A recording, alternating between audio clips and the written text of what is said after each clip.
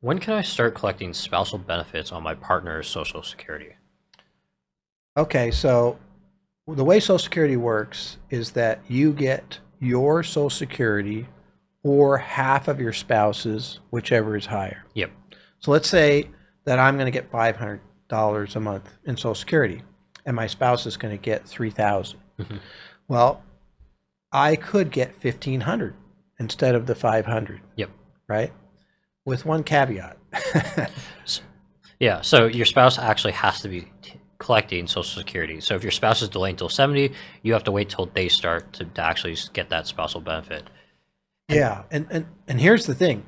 You pretty much want the bigger one, the $3,000 in this case, to wait yep. because it grows. Might be 4,000 or 4,500 by the time you get to 70. Hmm. Because when one of you passes away, the bigger one will remain and the smaller one will disappear. And so making the bigger one even bigger is a recipe for great success in retirement. Yep. It's a great place to start, and you're protecting that spouse. And so what, unfortunately though, I could get 500 and I could have gotten 1,500, Yep. right?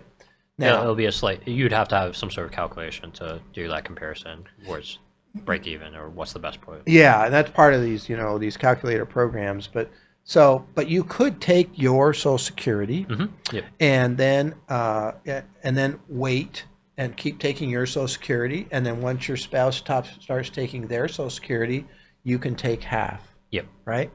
And so you can get a jump up. And so it's kind of, here's another detail that's a little interesting in that you got $3,000, let's say Social Security at full retirement age for your spouse, and $500 for you. Hmm. If you take yours earlier than full retirement age, Yep. let's say 62 or 5 instead of 67, you're not going to get 500. You're going to get less than 500. Let's just say 400. You're also going to get less than half of that, so because they reduce proportionally, essentially, the half of Social Security. So you Yep. got to be a little careful about taking your portion early. Let's just say, for the sake of argument, that you take it at full retirement age, you get your full $500, Hmm. and your spouse is waiting until age 70. And let's just say you're the same age, so it's 3 years later. You get half. Now you don't get half of the new bigger. Yep. You get half of his full retirement age Social Security, which is 3,000, and maybe he's going to get 4,500 at age 70 if it grows.